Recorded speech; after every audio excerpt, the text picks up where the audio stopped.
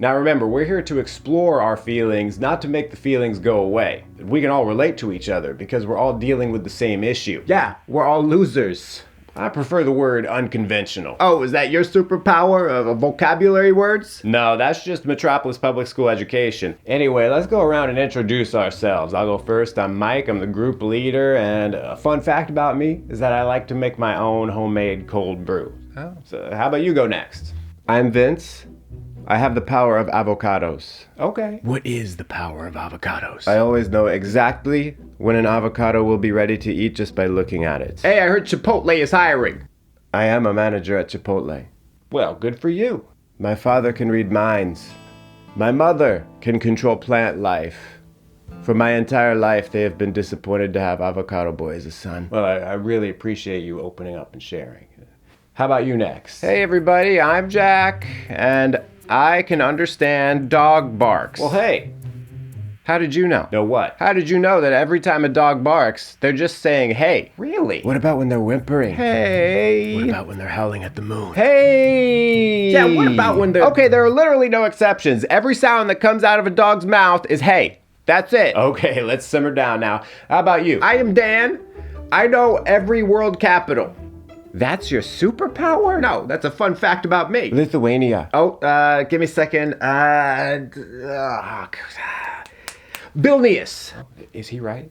I don't know. Of course I'm right. Anyway, my superpower is, invisibility. Then why are you here? That's a good superpower. Because I can only turn my right hand invisible. Mm. The only thing it's good for is flipping people the bird and they have no idea. Like, maybe I'm flipping you all off right now. Well, that would be a little inappropriate, but... You could also pick your nose in public. He's right.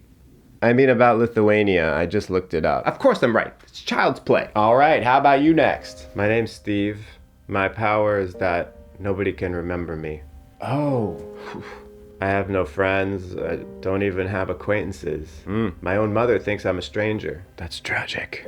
It would be fine if I were a villain because I could just commit crimes in broad daylight. But I don't want to be evil. I want to be good. But when no one remembers you, it's like you never existed, and I just want to exist.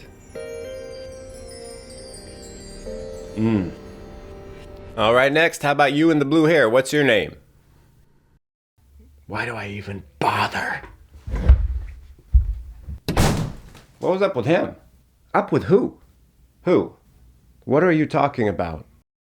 I don't know.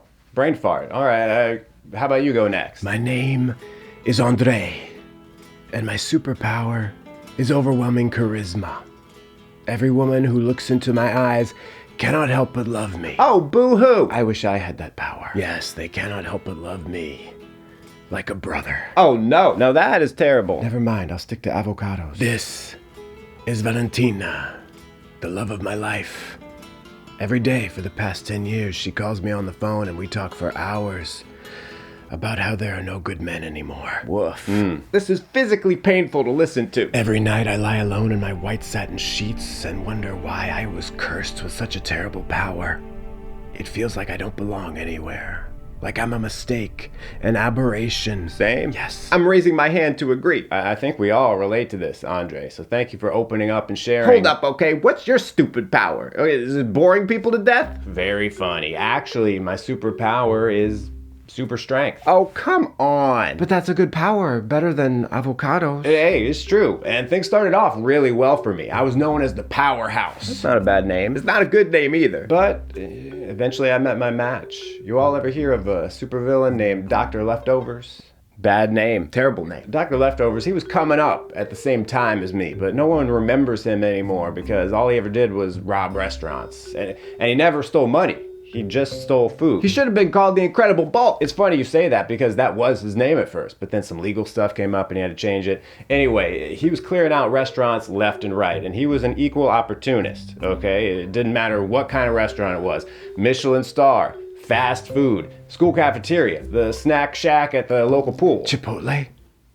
Everywhere. No. This went on for months, and nobody could stop him. Including you. That's right. You got defeated by a guy named Mr. Leftovers? He was a doctor, not a mister. Oh, excuse me. What happened is, in the wee hours one morning, he broke into a local Applebee's. Apparently, their food storage practices were not up to code. Applebee's? What was he thinking? Well, exactly. Whatever he ate did not agree with him. So when the kitchen staff showed up the next morning, they found him on the toilet, doubled over, with a trash can in front of him, and he was naked because he had one of those stomach aches that was so bad that you just feel like you need to take off all your clothes. I know the feeling. And the toilet was beyond repair. In fact, they just ended up knocking down the building because that was cheaper than trying to clean the bathroom. This is a great story and all, but I thought this was about how he kicked your butt. Yeah. Oh, right. Well, Dr. Leftovers, he was me. What? No. Hey, I couldn't maintain my super strength as the powerhouse without consuming roughly 90,000 calories a day. That is a lot of burrito bowls with double meat. It is, and all that food adds up fast. And when you're a rookie superhero, you're not making any money because those brand deals don't start rolling in until you've saved the city at least 3 times. So I wanted to be a hero so badly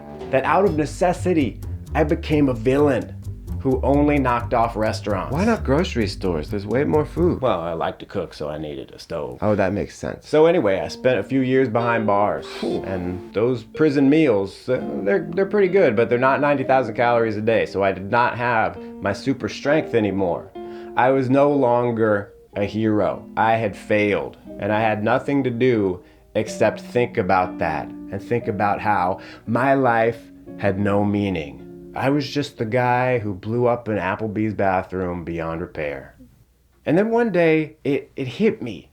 Most superhumans, they get handed their purpose in life on a silver platter. Like, here, Superman, you are invincible. You should probably just be Superman. That's pretty much all you can do. It's fairly obvious. But for those of us in this room, we didn't get that.